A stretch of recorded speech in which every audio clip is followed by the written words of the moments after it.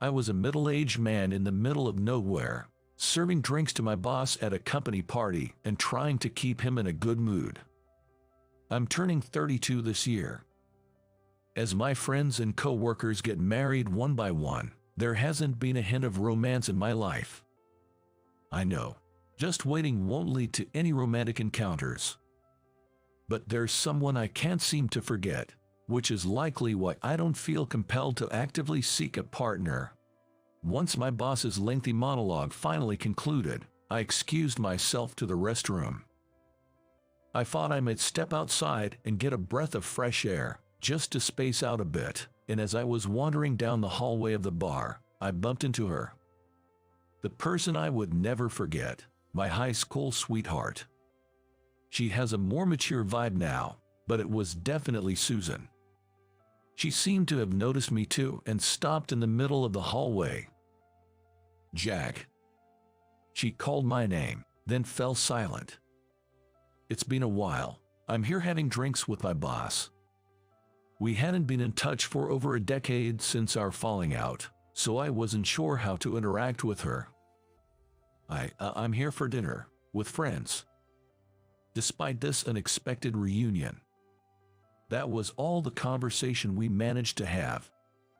We parted ways with a simple "well then." Susan and I dated since high school, and our relationship continued even as we attended different colleges. But we broke up over a fight during our job hunting phase. I was the one to blame. Susan, a brilliant and beautiful woman, was attending a prestigious university. She secured a job relatively early. However, I was the complete opposite. I attended a mediocre college and had a hard time finding a job. During my senior year, I grew frustrated as I still couldn't land a job. It would have been bearable if that was it, but I was jealous of Susan. Despite her trying to support me and consider my feelings, I, back then, felt pitiful as if being pitied. I lashed out at her with harsh words like, "You wouldn't understand how I feel, you're probably looking down on me, and stop acting like a goody two-shoes, making a fool out of me." I even said something far worse. It was only natural that she eventually got fed up with me. After parting with Susan, I managed to secure a job at my current company. But there was no more communication between Susan and me. In my 20s, I learned from a high school classmate that Susan got married and moved to Chicago due to her husband's job transfer. I had mixed feelings, but also felt relieved. As long as she was happy somewhere, that was good enough for me. After hearing about her marriage, I thought it was about time for me to move on as well, so I did go on a few blind dates, but I never really met anyone suitable. And that brings us to now. About a week after running into Susan at the bar, I was visiting my favorite cafe after work. I enjoy buying coffee beans from this place and brewing coffee at home on my days off. I developed a love for coffee back in college. Now, I've become so particular about selecting beans and how I grind them. As I entered the cafe, eager for a new batch of beans, there was Susan, enjoying a cake set. This was our second encounter. "We meet again," I murmured, surprised at the unexpected coincidence. "Really, are you alone?" I briefly explained that I often come here to buy coffee beans. "What about you? Are you alone? Isn't your husband waiting at home? I didn't even know you were back from Chicago." At my words, Susan lowered her eyes. And she opened her mouth, putting on a forced smile. "My husband passed away 4 years ago. I've been living in Chicago since then. I've only recently moved back here." "I see. I'm sorry, that was thoughtless of me." I didn't know her husband had passed away. I thought she was still building a happy home. After that, our conversation didn't continue, and we said "see you," and parted again. Susan, who lost her husband and lives alone in San Francisco. I want to talk to her more. I want to get closer to her. But I don't feel I have the right, because I hurt her with my harsh words at the end of our relationship. About a month later, on a night of a terrible typhoon, I had my third encounter with my widow ex-girlfriend, Susan. My apartment is beyond the station, so I passed by the station on my way home from work. The station was crowded with people. The trains were stopped or delayed. In the midst of all this, I found Susan on the phone, taking shelter from the rain. Susan also noticed me immediately and called out to me. Amazing, we met again. Yeah, is the train stopped? When I asked, Susan nodded with a bitter smile. It's stopped. I don't know when it'll start moving again, but both the buses and taxis are crowded with people, so it doesn't look like I'll be able to get on. I just tried calling a nearby hotel, but it's no good. It's hard to find a place that's open. Even when it's not a typhoon, this station is busy, so I guess that's inevitable. But when I glanced at Susan, her clothes and hair were wet. Even though it's early spring, the nights are chilly. I handed her a handkerchief. Use this, you must be cold. Oh, thank you. I had an umbrella, but the rain and wind were so strong. When I found Susan, the rain and wind had just calmed down, but before that, both the rain and the wind had been terrible, and the sky looked like it was going to start pouring again soon. I couldn't just leave Susan, who had no way to get home or a hotel to stay in. Do you want to come to my place? The words naturally slipped out of my mouth, but I immediately regretted them. There's no way she'd want to come to the home of her ex-boyfriend, who she always fought with. That's what I thought, but Susan's response was unexpected. You're willing to let me stay? When I looked at Susan, she looked up at me with moist eyes. I felt nervous looking into the eyes of her, who had become more mature. But those eyes seemed to be asking me for help. Sure, come on. At my words, Susan smiled softly and seemed relieved. And so, Susan came to stay at my apartment. When we got home, I had Susan, who was probably cold from getting wet, took a bath. Seeing Susan with her wet hair after the bath, wearing my clothes as a change of pajamas, made my heart race, but I had no ulterior motive in inviting her, so I tried to hide it. After drying her hair, Susan said, I'd like some coffee. Could you brew it for me? I've been missing it for a while.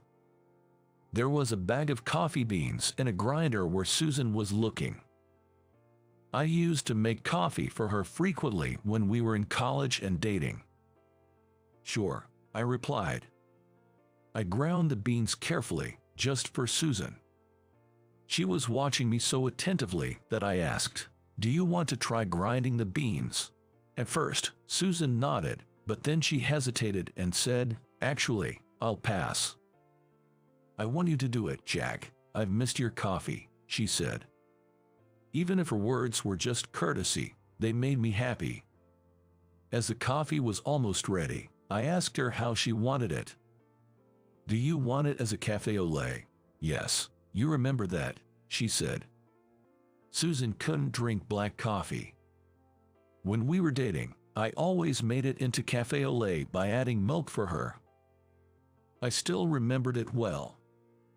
Of course, I remember it. I said, offering Susan the freshly made café au lait. Susan took the mug from me with both hands and carefully brought it to her lips. Ah, it's delicious. The aroma is soothing. I've missed this. I've missed your café au lait after we broke up. I've been wanting to drink it for over 10 years. I've been holding back for more than 10 years.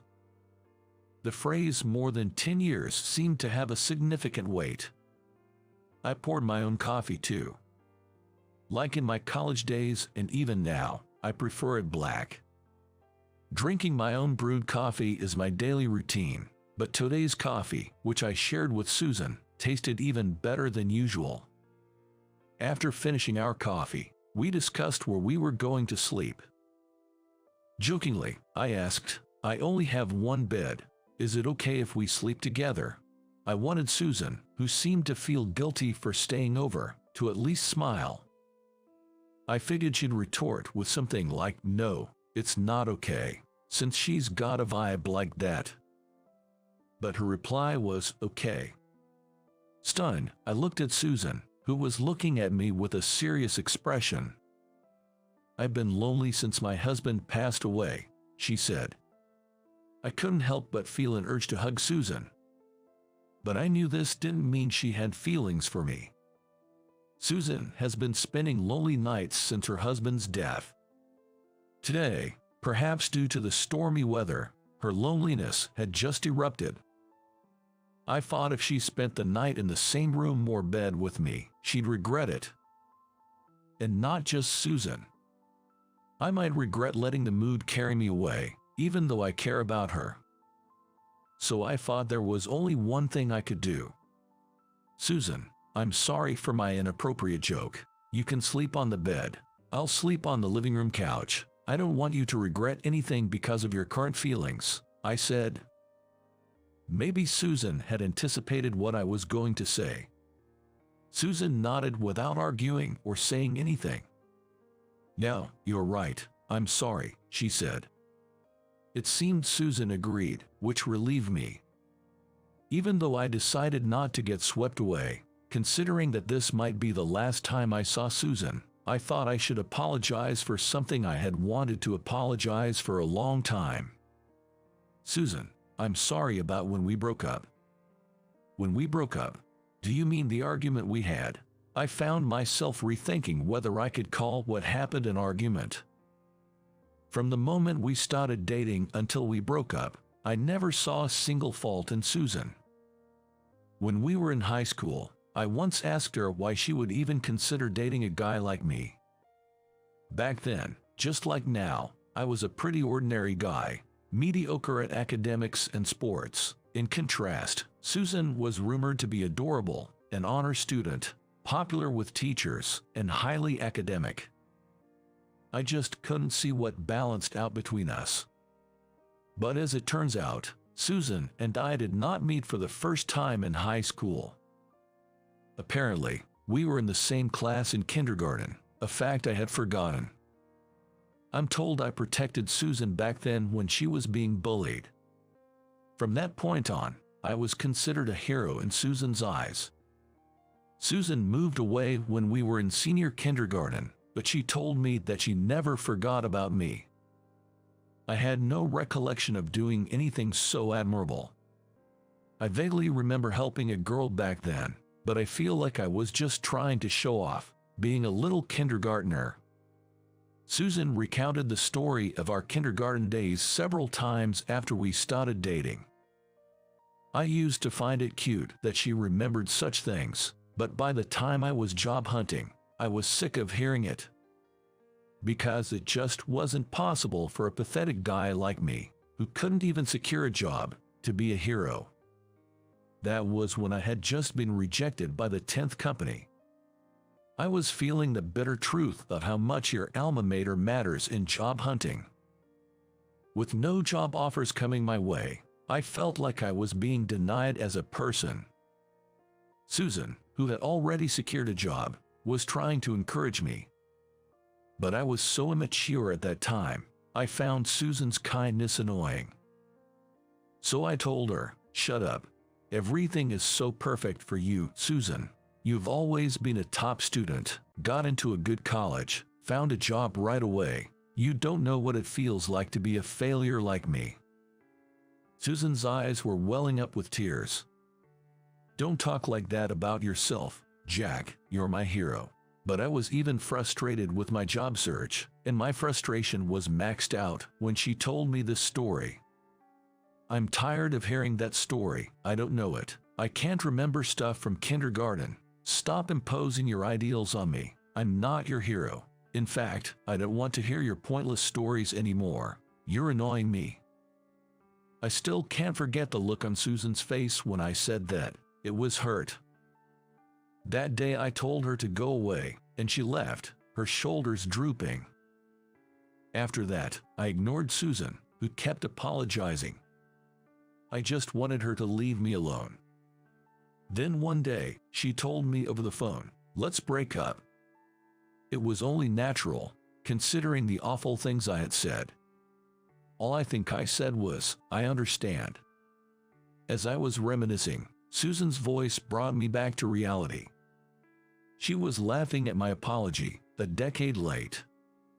"No, it's okay. It's not all your fault, you know. Looking back, I think I should have stood back and watched over you a little more. I was young, and I just thought I had to be there for you, that I had to say something to encourage you.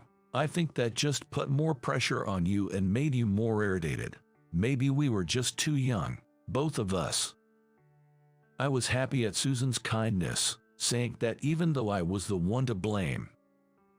But you know, when we met again in high school after being apart since kindergarten, I really thought it was destiny, but I guess it wasn't. We really can't be together, can we? I had nothing to say to that. That day we slept in separate rooms, and when I woke up the next day, Susan was gone from my apartment. The room without Susan felt cold, as if the temperature had dropped. That's when I spotted a note from Susan on the table.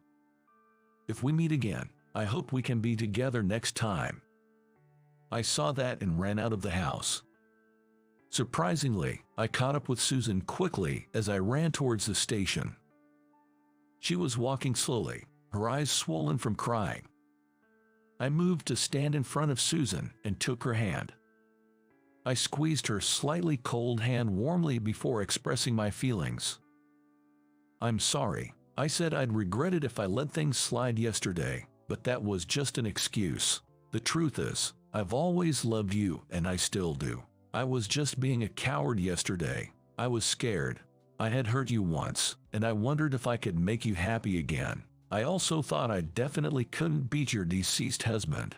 I was thinking if it was okay for me, if I had the right to say I wanted to be by your side. I was scared and couldn't say anything." Susan's handwriting on the note was shaky. I thought she must have written it while crying, and my chest tightened, so I started running.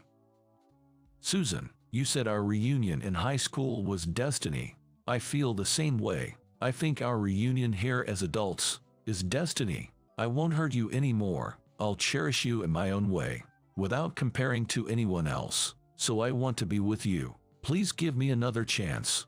Will you date me?" After I finished speaking, I felt somewhat embarrassed. I mean, a guy over 30 talking about destiny. But it seemed Susan felt the same way. She chuckled and said, "Sometimes you can be such a romantic, Jack, but I like that about you." Susan and I smiled and made eye contact. "Do you want to go back to my place again? I'll make you a delicious cup of coffee. Of course, I'll make yours a latte. Let's talk about the past and the future." "That sounds good. I have a lot of things I want to talk about, too." We then walked hand in hand back to my place. Since then, Susan and I have been dating smoothly, and tomorrow, after about a year, we're getting married. Today we came to visit the grave of Susan's previous husband. This is not the first time I've come to visit his grave with Susan. Before I confessed to Susan, I was pessimistic about whether I could make her happy like her previous husband did. But I realized it's not about comparing. The fact that her husband cherished Susan, I accept that, and I decided to cherish Susan in my own way. That's why I visited the grave that I wanted him to rest easy. I'll protect Susan's smile. When Susan asked what I was thinking about when I was paying respects, I kept it a secret. It's a secret conversation between men that I can't tell Susan. Susan was sulking, saying, "I'm curious," but she seemed rather happy. After visiting the grave, we returned to our new home. Our own home to live in together. When I was about to make coffee, Susan said she preferred juice. She usually doesn't say things like that, so I was worried and asked if she was feeling unwell. But seeing me flustered, Susan grinned. Then she placed a hand on her stomach and said, "I'll have to pass on the latte for a while." The caffeine might startle this little one. As I realized what her words meant, I couldn't help but yell out in joy. I held Susan in my arms. Our baby is due in 7 months. I can't wait for this new chapter of our lives. So, how did you like our story? Your subscription to our channel greatly motivates us to create more content. Looking forward to seeing you in the next video. 2 years into our marriage, yet I still considered us newlyweds. 2 years since the day we vowed to spend forever together. My heart sank at the sight of my wife, unashamedly declaring, "I'm pregnant." The father was my boss. "We should wait to have kids. I want to enjoy our time as newlyweds." Those words from my wife when we got married echoed in my mind. My name is Ryan Kitchener. I turned 30 this year. I married my wife Susan 2 years ago. We met at work. We were in different departments, but worked for the same company. Every time we crossed paths in the hallways of our office building or in the elevator, I thought to myself, what a beautiful woman she was. When a coworker introduced us, I was so thrilled my heart did a little victory dance.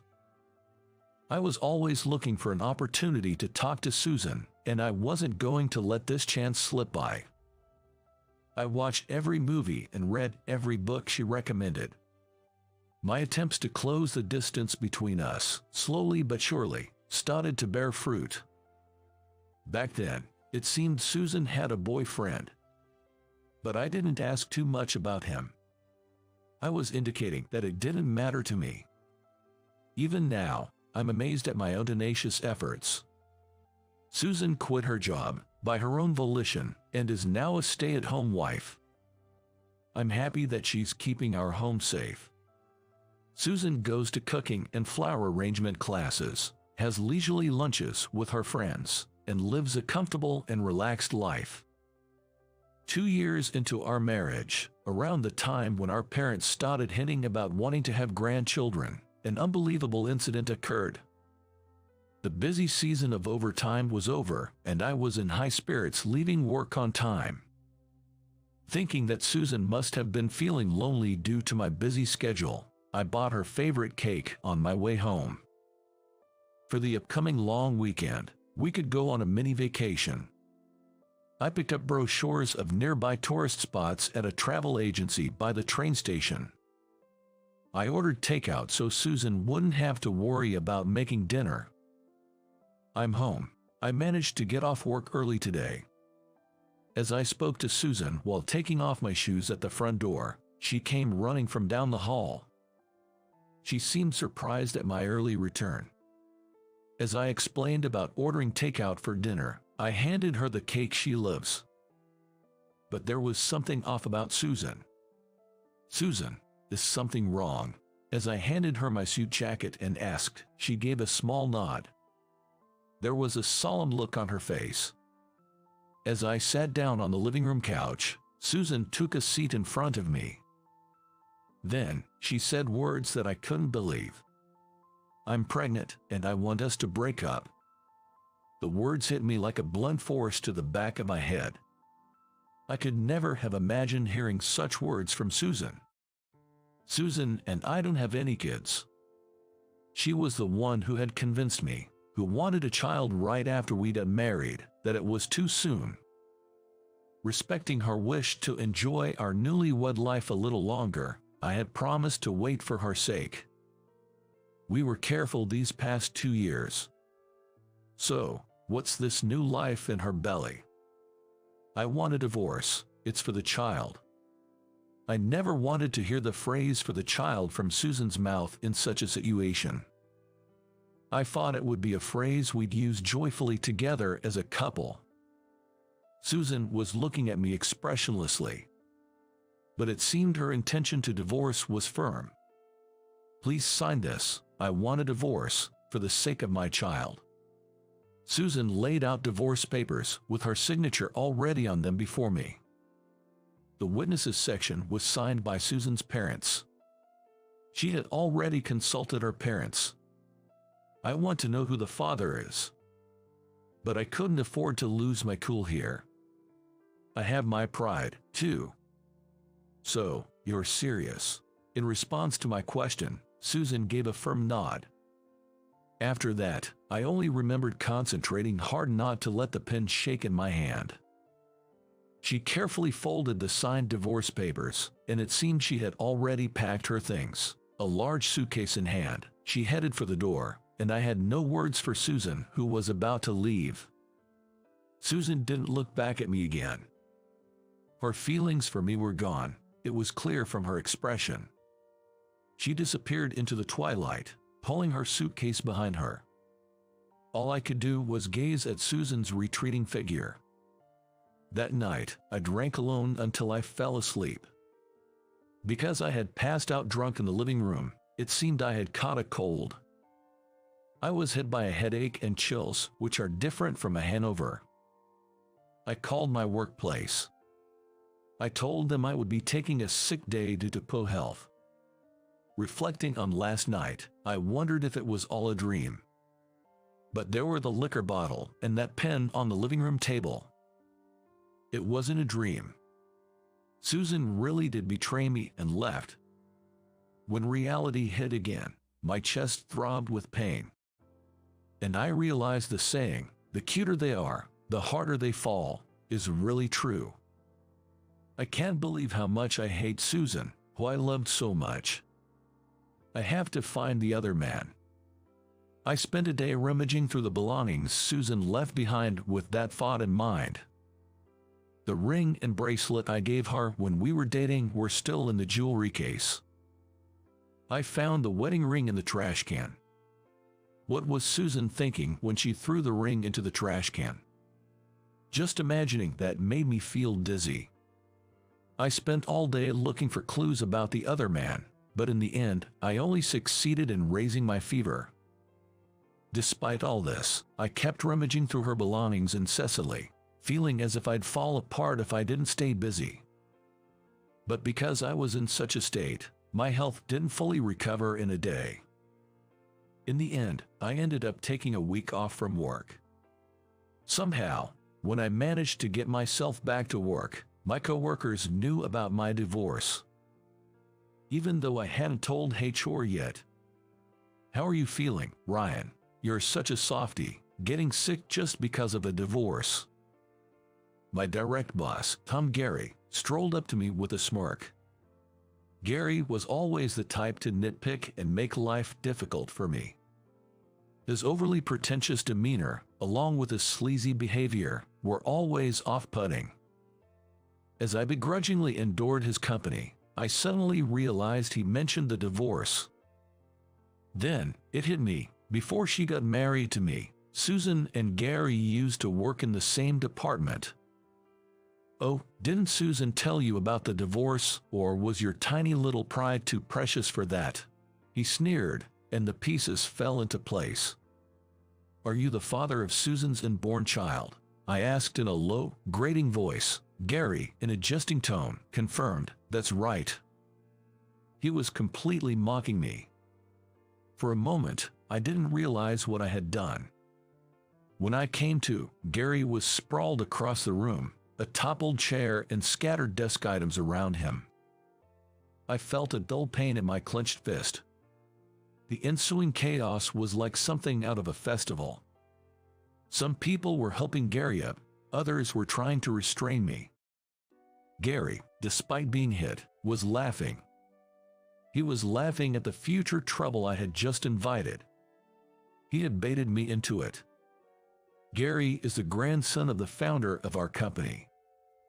I had just punched a future company executive. Of course, I was suspended. And then, inevitably, I was fired. I became an unemployed man, dumped by his wife. My life after that was a wreck. I knew I needed to look for a job to survive. But my actions couldn't catch up with my thoughts. I started drinking during the day, and as night fell, I would start drinking all over again. I suppose this is what they call self-destructive. I had no motivation to do anything. My only consolation was that I had savings. I wanted to thank the old me for being diligent in saving money. While living such days, after about a month, a surprising visitor arrived. At first, I pretended I wasn't home. But 30 minutes later, the doorbell rang again. Once again, I pretended not to be home. The doorbell rang again an hour later. Annoyed, I wondered who on earth could be bothering me. As I reluctantly opened the front door, I found an unfamiliar woman standing there. She stood tall, gazing at me with a piercing stare.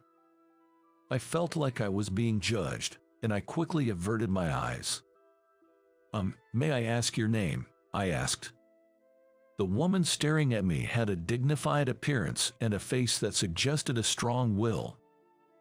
Suddenly, I felt embarrassed about the alcohol on my breath. I hadn't even bothered to shave. "Are you the ex-husband of that woman?" she asked abruptly, nearly stopping my heart. She didn't beat around the bush. She was Gary's wife. And that woman she mentioned must have been Susan. Well, I stuttered, at a loss for words. The woman deeply bowed her head. She introduced herself as Lillian Gary. Just as I'd imagined, she was Gary's wife. The neighborhood ladies passed by, shooting me curious glances. I always found these gossip-loving folks a bit hard to deal with. "Please, come inside." I hastily invited Lillian in, trying to avoid the gossip that would inevitably spread otherwise. "Thank you," she replied, and walked into the house without hesitation. Of course, I hadn't done any cleaning at all. As I led her into the chaotic living room, she began to silently gather the trash scattered around. "I can clean that up myself," I tried to insist, but she cut me off. "We can't have a serious conversation in this mess, can we? If you're not going to help, please sit down." She snapped, so I sat up straight. I sat down on the couch and watched in stunned silence as she went about tidying up. "Why don't you go wash your face?" she suggested. I got startled by her words, and I dashed off to the bathroom. I washed my face quickly. I was shocked at the sight of myself in the mirror, as I looked like a stranger. I washed my face and shaved. I washed and combed my hair. For the first time in a long time, I felt a little bit more like a human. When I returned to the living room, the cleaning was already finished. The trash had been bagged up and set out in the hallway. "I used your kitchen," Lillian said as she offered me a cup of tea. She seemed quite reliable for Gary's wife. "Thank you, I feel like a human again." I was surprised by how naturally my gratitude spilled out. Lillian gave me a faint smile in response to my words. But in the next moment, her smile disappeared. "My husband asked me for a divorce. He said it's because he has a child now." She cut straight to the chase. It seemed she disliked beating around the bush. "I was told the same thing by my wife. I'm already divorced." When I told her it was none of my business anymore, she let out a deep sigh. It seemed that the affairs of her husband, Gary, weren't a new occurrence. Apparently, he had resolved a previous scandal with money, and it was also with Susan. Susan took the payoff, and she immediately married me. She told me she had married as proof of ending her relationship with Gary. He had attempted to resolve it with money this time as well, but Susan wasn't budging. From Lillian's tone, I could tell she still loved Gary. She wanted to somehow get rid of Susan. "So, I get what you want to say, but you want to mend things with Gary and not get her divorce." This man had cheated on her twice with the same woman and even had a child with her. Could she still be holding on to feelings for him? When asked if she didn't want a divorce, Lillian looked a little surprised. She had an expression as if divorce hadn't even crossed her mind. Do you really think you can start over from this point? Even I think it's a bit mean to ask. But I found her expressions and attitude intriguing. I wanted to know what Lillian's response would be. With a small smile, she simply said, "We're married, after all." I don't know why, but I felt defeated. In the end, I asked Lillian to leave that day, agreeing to discuss it again another time. The day after Lillian's visit, Gary came over. It seemed he had heard from Lillian about her meeting with me yesterday. As a former boss, I decided to invite him into the living room. Gary looked around the living room and then laughed. "Find something funny. This, Lillian cleaned up, didn't she?" Gary said this with amusement in his voice. I hadn't noticed, but it seemed that Lillian's style was reflected in how she tidied up. Feeling the vibe of understanding between them irritated me. When I asked him what brought him here, Gary said he had a request for me. He wanted me to convince Lillian to divorce him, the request that left me shocked. According to Gary, Lillian can't have children. He loves children and needs an heir. The fact that Susan is pregnant was a golden opportunity. He offered me a reward for convincing Lillian to agree to a divorce and placed a thick envelope in front of me. The sight of him trying to solve everything with money made me sick. I want kids, and that's something Lillian can't give me. At these words, I lost my patience. I grabbed him by the collar, but Gary was still laughing. He probably thought he wouldn't get punched twice. Just as I was about to swing my fist, a soft hand gently grasped my raised fist. "Is my husband worth punching?" Lillian said she had followed Gary. "You left the front door wide open. That's careless." As she scolded me, I involuntarily lowered my fist, and I muttered, "Okay." My grip on Gary's collar loosens, momentum extinguished. "So you want a child, huh?" Lillian murmurs as she looked at Gary. As he nods, she pulls out some documents from her bag. They were divorce papers. "Are you satisfied now?" Lillian smiled as she offered the papers to Gary. Her smile was stunningly beautiful, almost eerie. It looked as if it could forgive anything and everything, yet at the same time, it was as if it could send someone straight to hell. As Gary takes the divorce papers, his fingers lightly trace over the back of her hand. It felt like I've seen something I shouldn't have, and I quickly averted my eyes. "Thank you." Gary leaves these words behind, swiftly striding towards the front door. "We're enemies now, aren't we, Gary? Better be ready." Gary waved without turning around to her words. It seemed that he had accepted her declaration of war. Once Gary was out of sight, Lillian turned back to me. "Shall we lick our wounds together? But first, let's have our revenge." We both separately demanded compensation from Gary and Susan. They're well off. No matter how much we demand, they're likely to pay. I asked my lawyer to proceed with all matters simultaneously, because I wanted them to suffer, even if just a little.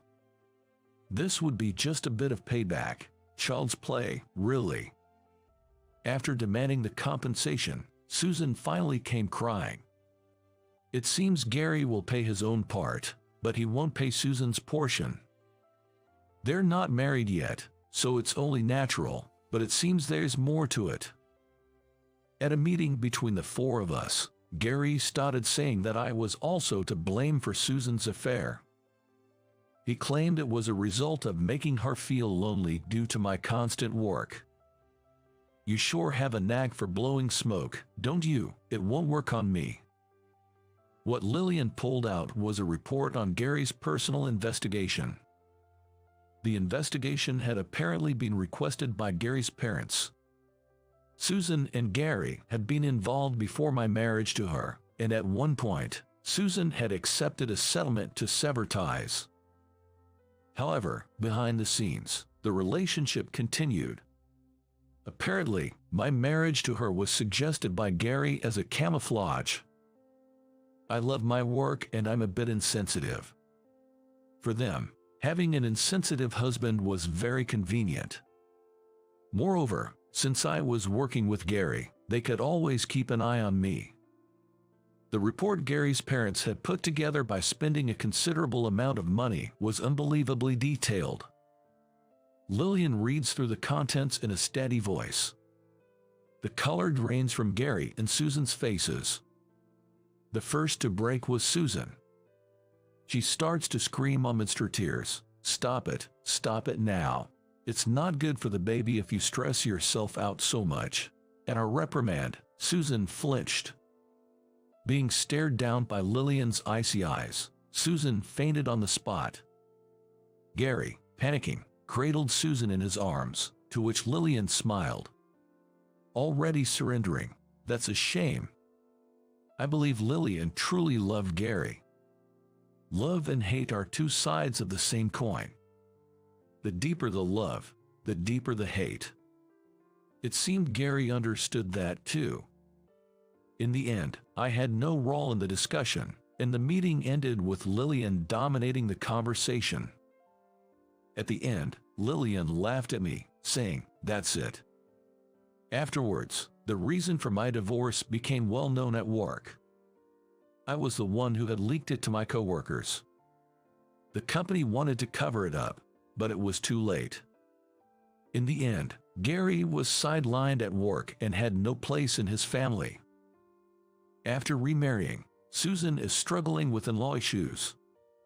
It seems that Gary's parents, who liked Lillian, are harshly treating Susan, who took Lillian's place after driving her out. I think it serves her right. When everything about the alimony and other issues had been settled, I invited Lillian for a coffee.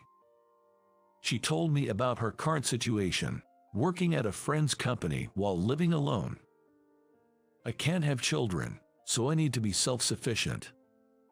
I don't feel the same fear I did back then when I see Lillian speaking with such a sincere expression.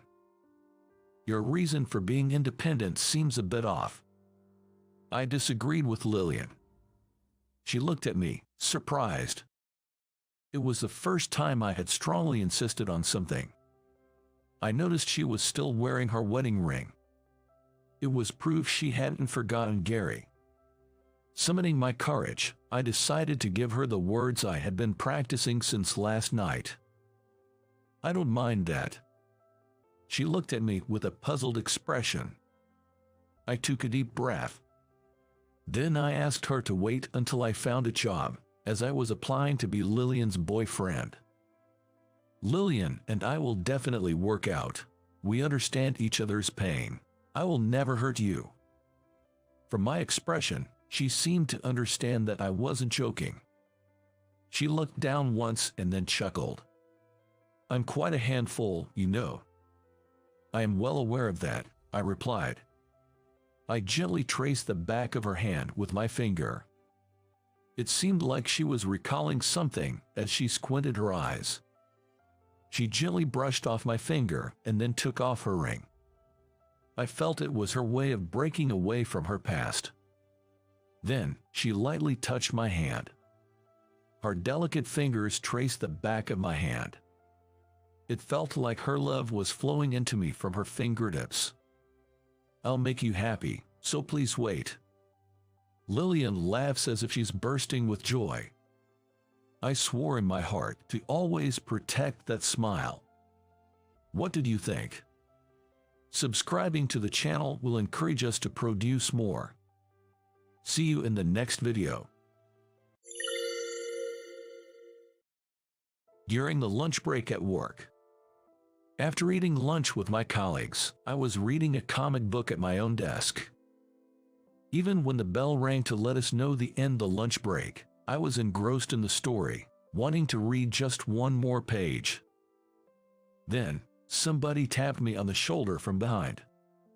When I turned around, it was my direct superior, the department head. In a hurry, I opened the drawer and threw in the comic book. "Hey Johnson, you got a moment? Could you come to the conference room with me?" The department head spoke to me in the same mild and gentle tone as always. Immediately, I got up from my seat and followed the department head to the conference room. When we entered the empty conference room, the department head asked me if I wasn't going to take any more paid leaves.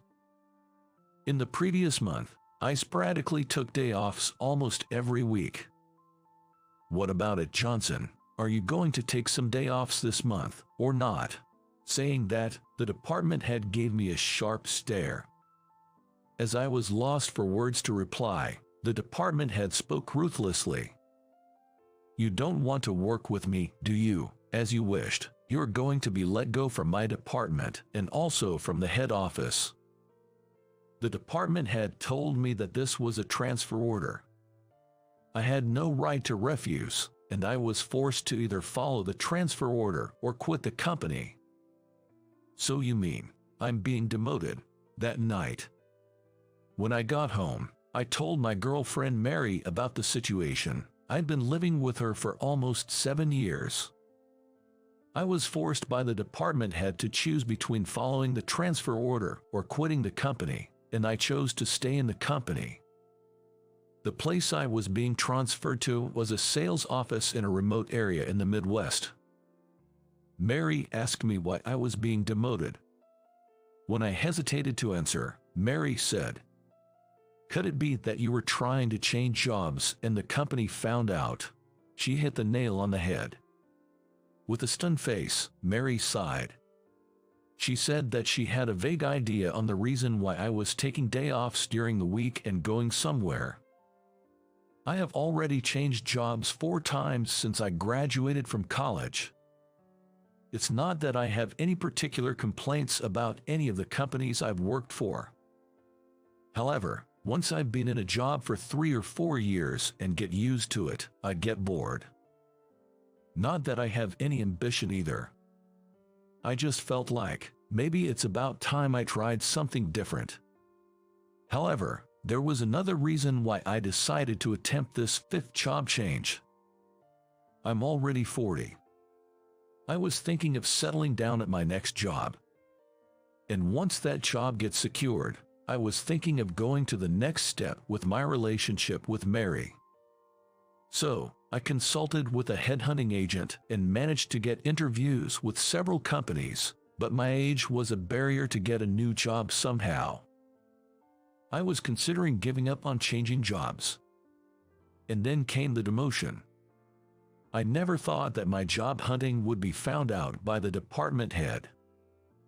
I can understand why your boss got pissed off. His trusted subordinate was secretly trying to change jobs behind his back.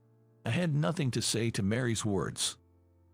"So anyway, I'm being transferred, right? So, when I tried to ask her to come with me, Mary cut me off sharply.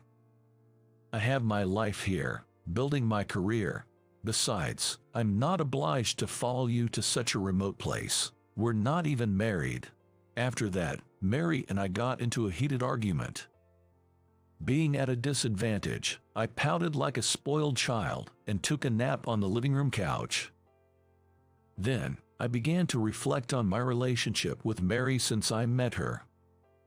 I first met Mary at a friend's wedding reception. She wasn't exceptionally pretty, but there was something welcoming about her face that drew me to her. She asked me about my job. I told her I had switched jobs twice and proudly said, "Staying at one company for too long is outdated." She nodded approvingly and said, "Johnson, you're very career-oriented, aren't you?" She was the one who suggested exchanging numbers.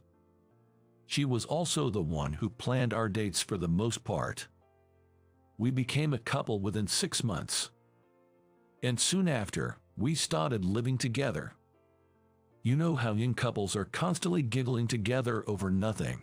That's how we were. We never stopped laughing when we were together. Everything we did was fun. We really need to clean this dusty floor. True, but I can't be bothered today. We laughed our heads off, simply at the thought of skipping cleaning of our apartment over the weekend. Fast forward to about 4 years from those happy days. When I started looking for another job, Mary, upon finding out, questioned my decision. Things at work were going smoothly, and I was well compensated. I didn't have any issues with my coworkers either.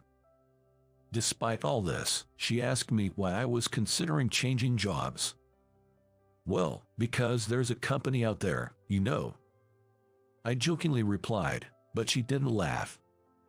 It was clear that she started to doubt my true nature. She realized that my attitude towards work was not about career progression, but simply about being fickle. From then on, her look at me changed. Not just about work, but also about our relationship. Despite living together for so long, I never brought up the topic of marriage, and this seemed to trigger distrust in her.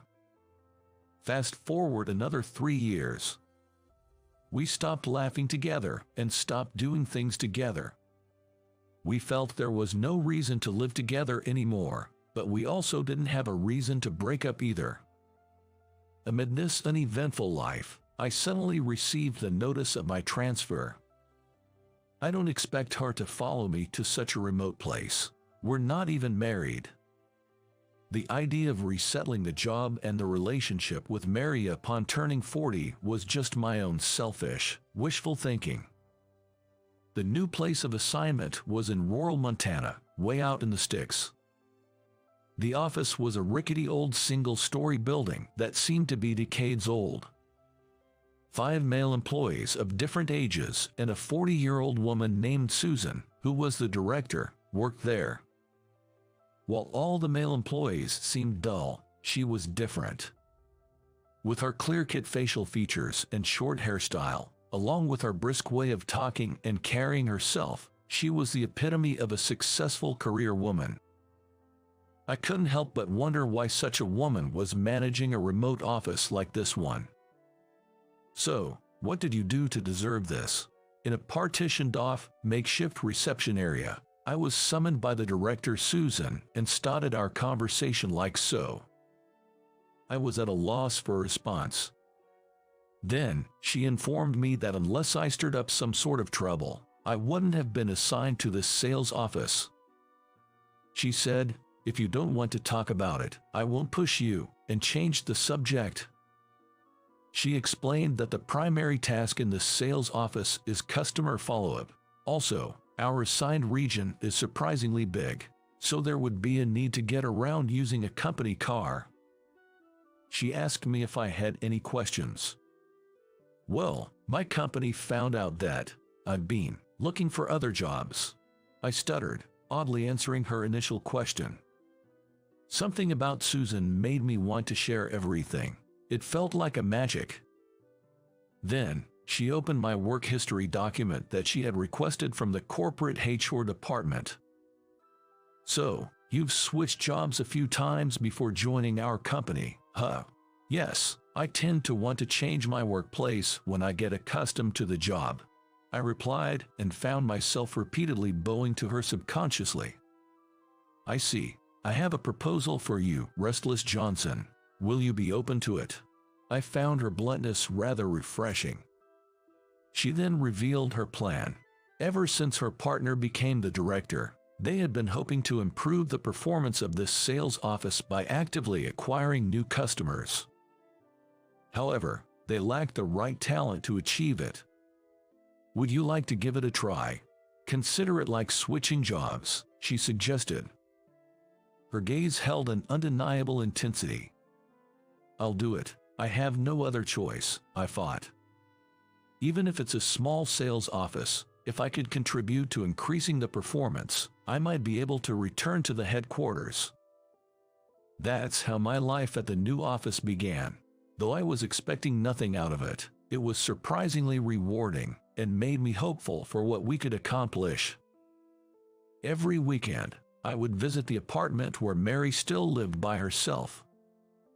There, too, things started to change.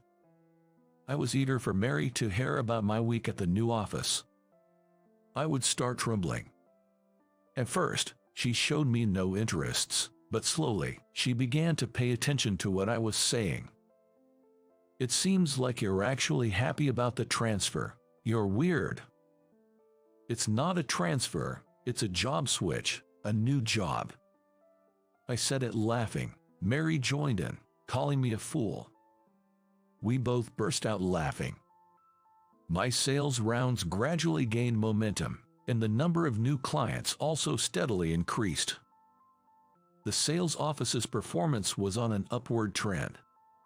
Susan was also pleased, and we started to spend more time after work having drinks at the only pub near the office. The sales office, Director Susan, and I, we all enjoyed a smooth sailing period. However, on a Friday half a year later, Director Susan, who had been out at the headquarters all day, returned to the sales office in the evening. Unlike her usual brisk self, she looked as if she had lost her soul. I rushed over to her immediately. "It's all over, everything," Susan muttered to me, then straightened her back and announced the news to everyone. The sales office would be closed at the end of the next fiscal year. She asked everyone to start considering their next moves as soon as they received their dismissal notices, as there would be nothing she could do about personnel matters at that point. As she slumped into her chair, she looked at me. "They're banning new sales activity too. If we keep adding customers, it's gonna be a hassle later on." Susan had said just that before she buried her face in her hands and slumped over the desk. The closure of our branch and the order to halt all new businesses were a shock to me also. What am I supposed to do from now on? I really wanted to hop on a train and talk about the situation with Mary immediately. However, as I was getting ready to leave, Susan talked to me. "Johnson, would you join me for a drink tonight?" Seeing the look on her face, I decided to postpone going home to Mary until the next morning and join the director for the night. No, I actually wanted to join her, because Susan and I had been after the same goal together for over half a year since my demotion. In a literal sense, we were comrades in arms. She and I had quite a few drinks at our usual and only pub. "All the hard work you've put in, we managed to boost our performance, and yet they're pulling out, shutting down our branch," she grumbled, drinking heavily until she could hardly stand.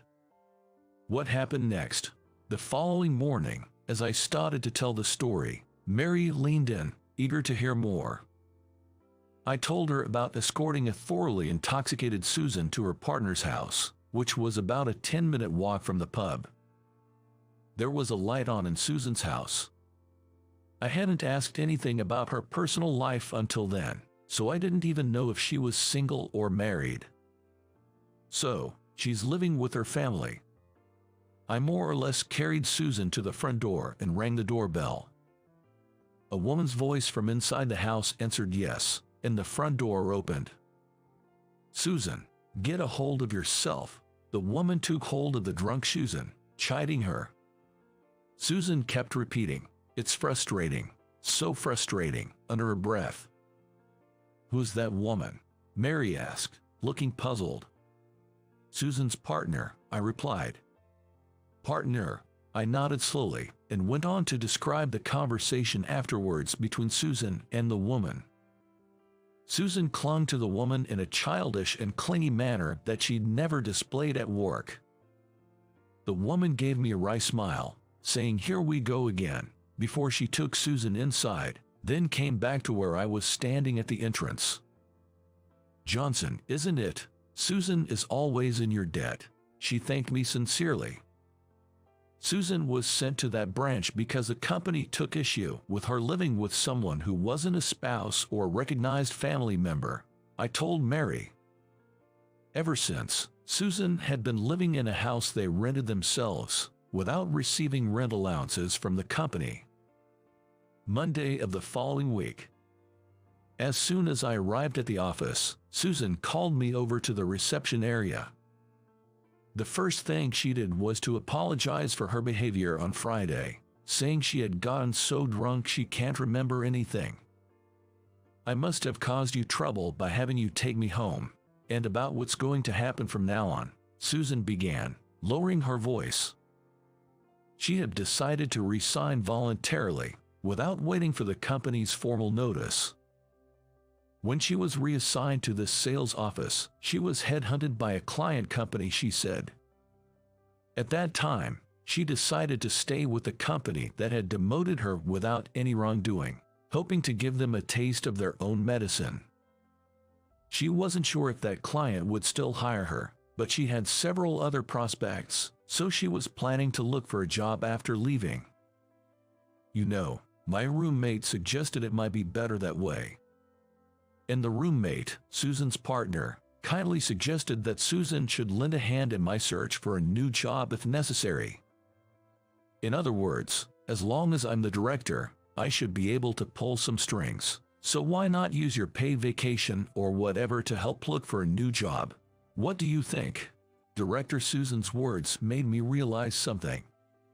Since I was reassigned, I had sealed off the idea of changing jobs. That's why, no matter what order was handed down, I had decided to stay with this company. But the passive attitude would not do any good at this point. Now is the time to change jobs. But I was worried about what Mary would say if she found out I was changing jobs. That was my only concern. I contacted the headhunting agent again and started to look for a job. Thanks to Susan, the process of scheduling job interviews went smoothly. However, I couldn't find a company that would hire me. A month passed and it was time for the boss to leave the office. I wonder if I've meddled in your situation too much. Susan said when I told her that I was having a hard time finding a new job. At that time, I still had the option to stay with the company. On the weekend, I went to Mary's apartment as usual. Oh, I see, your boss Susan left the company, Mary said. And then she asked me what I was going to do. When I made a nervous face, she smiled and said, "You were looking for a new job, right?" Over the past month, when I came here for interviews, I had lied and said I was called into the headquarters, but Mary had seen right through it. I told her about how Susan was supporting my job hunting. With Susan gone, what are you going to do with your job search? To be honest, I'm not sure, I replied. I haven't found any prospective options, so I might end up sticking with my current company until retirement. You mentioned it before, right? When we first met, that the concept of a long employment at one company is outdated, Mary said, resting her hand on my shoulder. She then spoke. She disliked the idea of changing jobs out of boredom, but would agree 100% if the purpose was to find what I want to do. Don't you want to find a new job? I nodded, albeit reluctantly. But I hadn't made my mind yet. Then, Mary took out our joint bank statement from a drawer and showed it to me. With this much in savings, we can get by with just her income for a while. Leave it to me, so please, take your time and find your next job. Inspired by her words, I resigned from the company, put all my effort into job hunting, and finally secured a job at my desired company. That weekend, Mary and I went out to the city to buy a new suit for me. By chance, we ran into Susan. She was with that woman. We stood there, catching up on what had been going on in our lives. "And how about you?" Susan asked, stepping back and looking at Mary behind me. I took Mary's arm, led her forward. "She's my partner." Mary gave a nervous nod. "Oh, your wife is so beautiful and lovely. Truly, you make a wonderful couple." Susan and her companion agreed. I put my arm around Mary's shoulder and said yes, looking at her.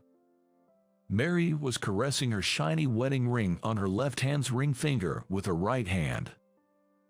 I hope you enjoyed today's story. Your subscription and likes give us the motivation to continue our work. We are looking forward to your comments as well. We'll see you in our next video.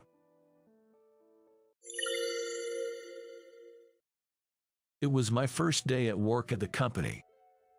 I introduced myself in front of all the employees.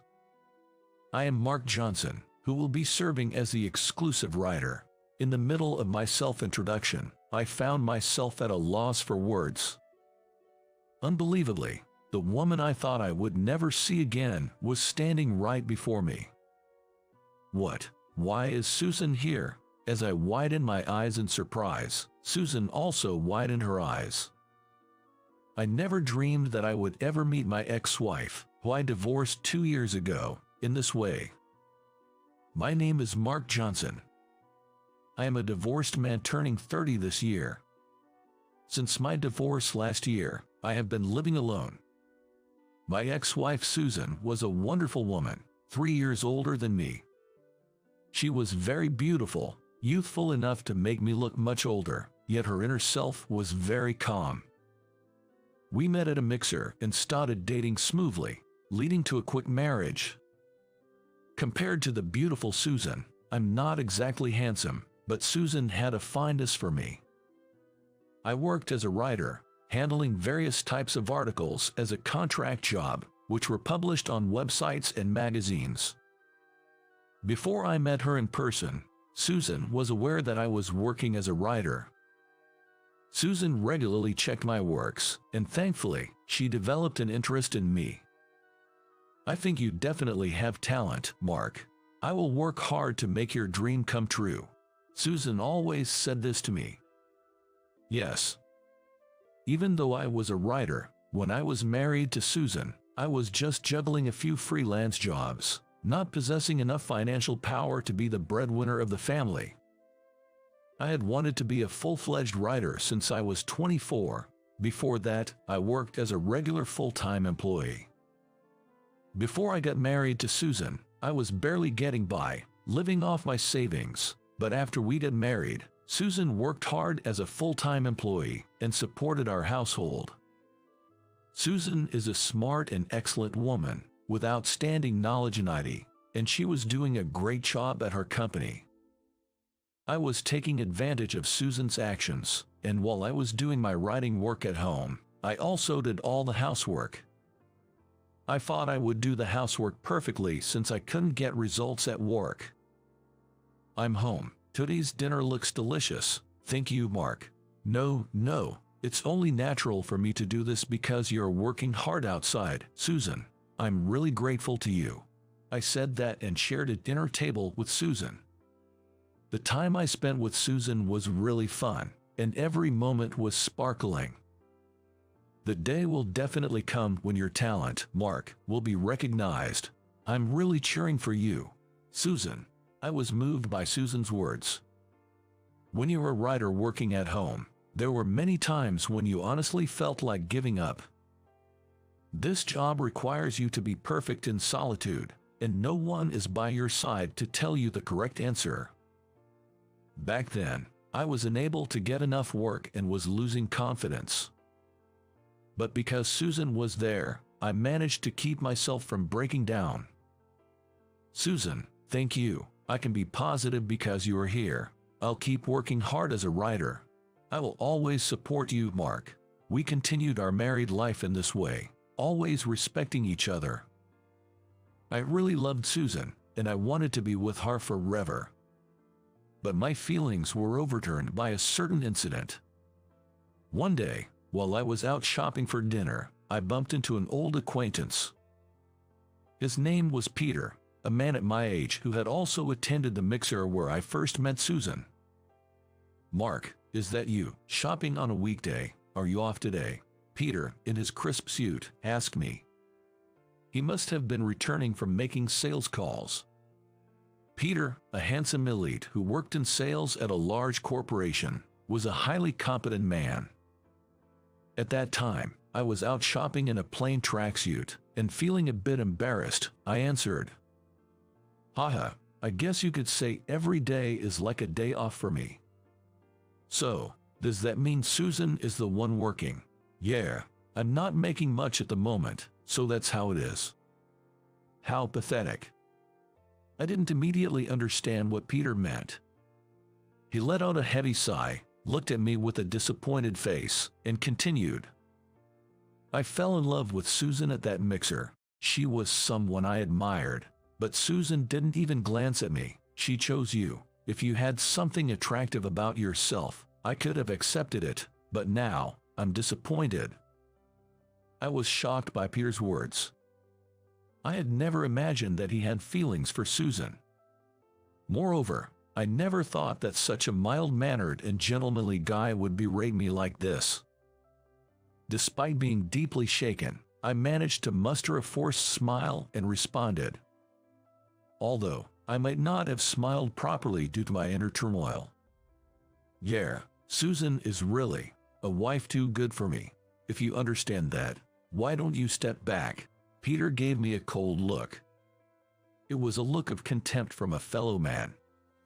Susan is really pitiful. I bet she gets sympathy from her colleagues because her husband is like you. Susan is such a beautiful and wonderful woman. I still believe I could have made her happier than you, Mark. If you wish for her happiness, I recommend that you realize your place, even now. With that, Peter briskly walked away, leaving me standing there, feeling as though I had been struck on the head with a blunt object. I don't remember how I got home. But even after getting home, Peter's words kept flashing back in my mind, filling me with an unbearable feeling. It forced me to confront the inadequacy and inferiority I had vaguely felt as a husband. I have been married to Susan for 2 years, but as a writer, I haven't made any progress. My days are still filled with small jobs, and despite submitting my work to various companies hoping for a formal contract, but I'm getting no responses. I keep saying, I'll get results one day, but in reality, nothing changes. It's one thing to chase after a dream that might not come true by myself, but is it right to drag Susan along? Susan herself supports me and trusts me. But can I take responsibility if I fail to meet her expectations? Before I knew it, I was filled with self-pity, and tears welled up in my eyes. I'm home. Wait, Mark, what's going on? Susan, surprised by my unusual mood, rushed to my side. Susan is always so kind to me, and does so much for me. Despite this, I can't do anything for her. In that moment, I painfully realized this truth. Susan, let's get a divorce. The moment I said that, Susan looked at me with a startled expression. Oh, Mark, what happened? I'm no good. I can't make Susan happy. Susan seemed like she wanted to say something, but instead she just nodded gently and said, I understand. Maybe she could tell from the tears I shed. And so, in our 2nd year of marriage, we put a period to our life together. It was a divorce we both agreed to, so the proceedings went smoothly. Even at our last goodbye, Susan smiled and cheered me on.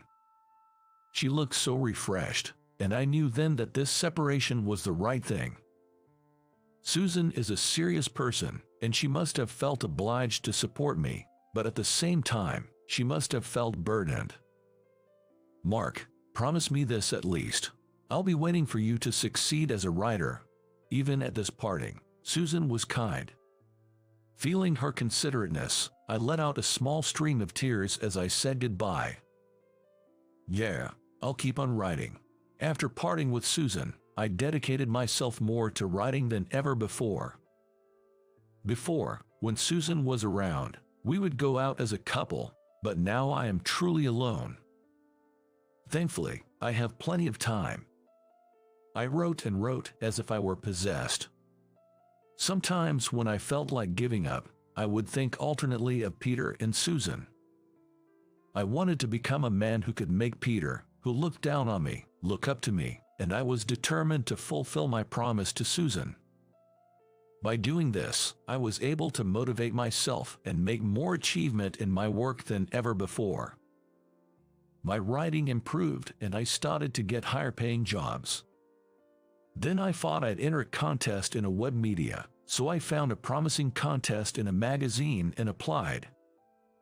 As a result, I was hired by a major web media company. I was going to be employed as a full-time writer, so I could expect a stable life, promotions, and raises from now on.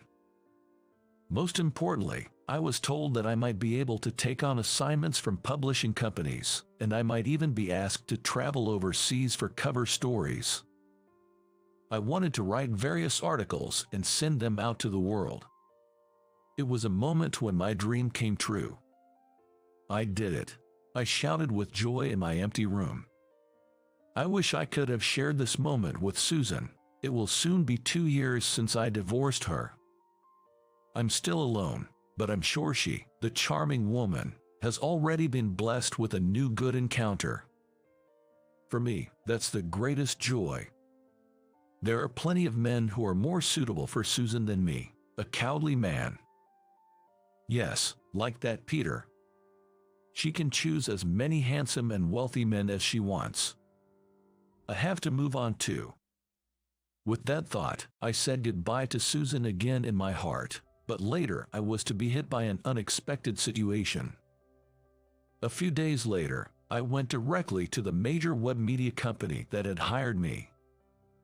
Normally, since I'm a writer, I can work remotely, but from now on, I need to have meetings with the editor in charge at the office. So, first of all, I had to greet all the employees. And after the greeting and the tour of the company, a welcome party for me was held. I was truly grateful for such a warm welcome. After a long while, I put on a suit and, nervously, I set foot into the company. I'm nervous. The company exuded a modern feel, its marble floors sparkling and shining.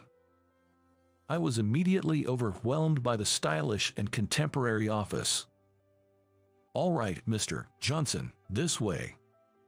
Led by the young president in his 40s, I stepped into the PC room where everyone was waiting.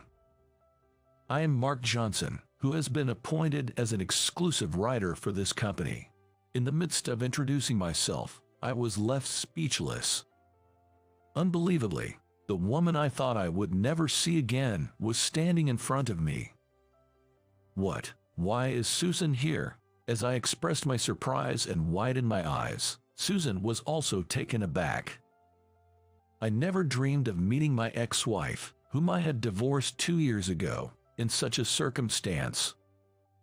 But I couldn't stand there silently any longer in front of everyone. Though I still have much to learn, I look forward to working with all of you. I finished my faltering greeting and bowed deeply. Even while everyone was giving a warm applause, my mind was filled with thoughts of Susan. Why was she working at this company? The president later gave a detailed explanation about the company's facilities and system, but I regretfully was somewhat preoccupied. The encounter earlier was too shocking. In the evening, a welcome party for me was held, and we went to a restaurant with 30 company members. During the party, I asked the president about Susan. The president, who was in a good mood from drinking, talked eloquently about Susan. Yes, we had hunted Susan because she was so competent and made her an executive of our company.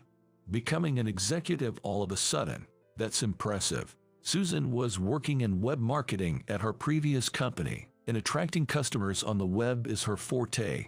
Also, she had excellent grades in the Department of Humanities at a national university, so of course she has excellent writing skills and talent as an editor. In fact, she's really standing out in our company. I'm really glad we hired her. Just as the president said, Susan had excellent grades at the Department of Humanities at a national university. She had told me herself that when she was job hunting, she struggled to decide whether to work at a publishing company or an IT company. But in this company, she can showcase both of her skills, which is perfect for her. As I was thinking this, Susan came over to me. I was relieved because I was worried she might avoid me. Mark, it's been a long time. I was surprised. I never expected to meet you again like this. Me neither. Seeing Susan up close after a long time, I was unexpectedly nervous. Even after 2 years apart, she was still as charming as ever. To be able to talk so naturally again. I never even dreamed of this. But really, congratulations. Our web media gets a lot of various work frequently. I'm very honored to be able to work with you, Mark. I look forward to working with you in the future. Same here, I look forward to it. And so we began our relationship as a good business partner. The company's culture suited me, and I was able to concentrate on writing in a comfortable and enjoyable environment. I visited the office regularly for work meetings and actively communicated with Susan. She was such a competent woman and gave me precise instructions. Mark, last month's article was a hit in terms of traffic. There was a lot of feedback from people wanting to read more, so I'm thinking of turning it into a series. That's great news. Is there anything I should pay attention to? In this way, we meticulously discussed our work. Every time we compared our ideas, the results visibly improved, and being evaluated directly like this also motivated me. Honestly, I never dreamed that a day would come when I could interact with Susan in this way. I used to respect Susan, but I was always riddled with complexes. Even though Susan was cheering me on, I continued to feel pathetic in my constant anxiety and feelings of inferiority. But now it's different. I have confidence in myself now, and I no longer feel inferior as I used to. Susan herself must feel this change in the air, and I can say with certainty that our relationship feels better than before. Although we have been apart for 2 years, it seems that what we cultivated during that time was not in vain. I think I still love Susan. Half a year since I met with Susan again. I could feel my affection for Susan growing day by day. But I was the one who brought up the divorce, and there's no way Susan feels the same about me. Even from the perspective of her ex-husband, Susan is now sparkled. Susan, who was successful at work, was very attractive and radiant, a figure of admiration among the male employees.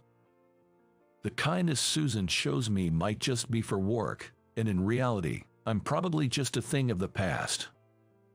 While my feelings for Susan grew stronger, I was trying to convince myself to give up, but an incident awaited us that would greatly shake our relationship. Here's to the growth of our company. Cheers. At the president's toast, all the employees raised their glasses and started toasting each other. Today was the regularly scheduled company-wide drinking party. Coincidentally, Susan was sitting next to me today, which made my heart beat fast.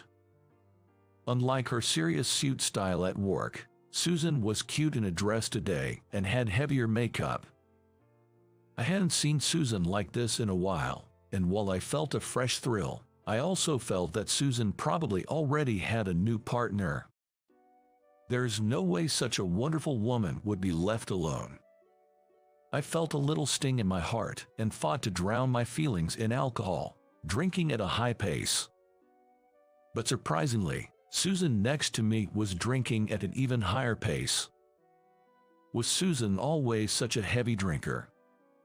Another whiskey and soda, please.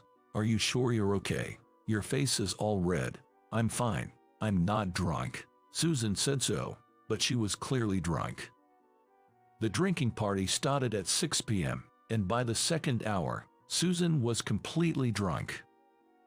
After that, the other employees got excited about going to the second party, and Susan was saying, "Me too," and tried to follow them. But there was no way she could walk the streets safely in heels with being so drunk. Seeing her like this, I decided to take her home. Fortunately, the other members were too excited about the second party to tease us. I plan to go home as soon as I send Susan safely to her house. But suddenly Susan started feeling unwell and turned pale, shivering. It appears that the drawbacks of drinking alcohol at a high pace have now caught up to her. From this bar to Susan's house it takes about an hour, but if we head to my apartment, it's only about a 15-minute ride. I immediately hailed a cab and headed straight to my apartment. It's unusual for Susan to end up like this. Thinking this, I was taking care of her in the cab. Susan, who's usually calm and composed, was completely drunk and out of her senses. Upon arriving at my apartment, I put Susan to bed. Susan was already fast asleep, and I kept watch over her the entire time. I never thought I'd see the day Susan would come back here. Naturally, all the days I spent with her began to resurface one after another in my mind. While cherishing those memories, I also felt a sort of melancholy. When she wakes up, she'll be leaving here promptly. We were supposed to be over, yet that fact felt unbearably sad to me. As I was indulging in these indescribable feelings, she quietly woke up. Looking at the clock, nearly 3 hours had passed since Susan came to my place. She had been lying quietly for a while, and it seemed like the alcohol had somewhat worn off. Susan was looking around the room wide-eyed. Why am I here? I brought you here because you were drunk and intoxicated, Susan. I wanted to take you home, but you didn't seem well. I'm sorry, that was irresponsible of me. No, it's all right, but you should avoid drinking like that. It's especially dangerous for a woman. Here, have some water. Just as I was about to hand Susan a bottle of water, she clung to me. I was momentarily frozen, unable to comprehend what was happening. At that moment, Susan was quietly shedding big, round tears. When you were sitting next to me, I was so nervous. I drank that much to hide my nervousness. But you're really kind. Susan. Hearing Susan's words, I was stunned. I didn't expect Susan to be conscious of me in that way. I like you, Mark. I realized that after rereading your articles, the one on nursing I read before I met you to Susan's story reminded me of her father, who passed away after we got married. Susan's father was diagnosed with Alzheimer's disease at a young age. Until he was admitted to a nursing home, Susan and her mill had been taking care of him at home. From my early 20s until I was 30, I was caught between work and caregiving. Honestly, I was exhausted. I despaired at my seemingly endless life, and I even began to resent my father. I hated myself for feeling that way about my father, whom I loved so much. Back then, Susan had apparently been weeping day in and day out. I couldn't possibly blame her when I heard that story back then. It's not easy for a young woman to give up romance and private life to focus on caregiving. Susan started reminiscing about those times. When I was feeling down about my father, I came across your writing, Mark, and it saved me. Not just the nursing articles, but your other articles were also truly wonderful. That's why I was really happy to meet you at the mixer. Saying that, Susan looked up at me with tear-filled eyes. The intensity of her expression echoed deeply within my heart. I was despairing of life, but just by glancing over the words that you, Mark, put together, I felt my will to live bubbling back up. There are such wonderful things in this world. Even when I was swamped with caregiving and couldn't go out, if I opened my laptop, I could encounter the world you had painted. You can't imagine how much that saved me. I was deeply touched to hear that Susan had been so moved by my articles. Thank you, but I feel like I've only caused trouble for you. No, that's not true. My happiness lies in seeing your dreams come true, Mark. There are definitely people out there who will be saved by your writing, just like me. I parted ways with you with a smile that day, but in reality, I was crying inside. If my presence added to your pressure, I'm really sorry. That's not true, because you were there, Susan. I could keep writing. Saying that, I held Susan tightly. We may have misunderstood and passed each other by, but we can start over from here. As we spent the night together, we felt more connected than ever before. This was the first time either of us had experienced such unity of feelings. Thus, we reaffirmed our love for each other and decided to restart our relationship. Ideally, I wanted to remarry immediately, but a new challenge presented itself to us. Wait, I will be in charge of an interview articles overseas. The president's words left me shocked, and as I froze, he continued to speak as if to say, "Aren't you thrilled? Yes, a major publisher wants you on their team. They'll cover all costs, and it'll surely boost your career. You get to travel to various countries for a year, gaining plenty of experience. Isn't it a dream job?" While it was an attractive offer, it meant being away from Susan for a year. I was conflicted about whether to go or not, but Susan welcomed the offer with a smile. "That's amazing. It's a valuable experience to travel around the world. I'd love to read about the world as seen through Mark's eyes." Susan's words took me by surprise. At the same time, I felt foolish for having worried so much. That's right. Distance and time are no issue. Even if there are periods when we can't see each other, as long as there's love and writing, we can overcome anything. Yeah, you're right. I'll become a bigger man in preparation for our marriage, Susan. And so, I accepted the offer and set off on a one-year research trip. Susan was there at the airport to see me off, a glittering engagement ring on her right hand. When I returned, I intended to present her with a large wedding ring for her left hand. "Take care." "Yeah, I'll do my best." With smiles on our faces, we began walking towards a bright future.